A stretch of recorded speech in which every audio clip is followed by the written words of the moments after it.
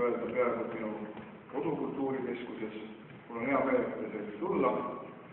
Aga taaskord võin öelda seda, et meil on koostöökontsept. See oli alguses mõeldud Joy, kõigile tuntud võib-olla tantsuansambel või kindlasti tuntud palgas tantsuansambel Joy ja siis Tallinna Tõnismäe Reaalkoolis sellise tantsugruppiga nagu Edo.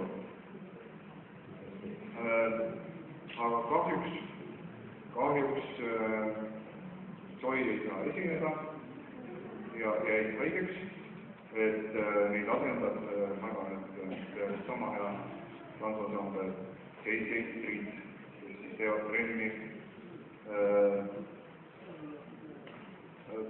spordivälis. Ma loodan, et teil on siis väga meeldivad elamused siin ja mina loodan omalt poolt, et Valga linn ja keskmine valitsus jätkavad oma koostööd, seda meeldivat koostööd, et mõlemad piirilinnad saaksid üksteisele toeks olla. Aitäh!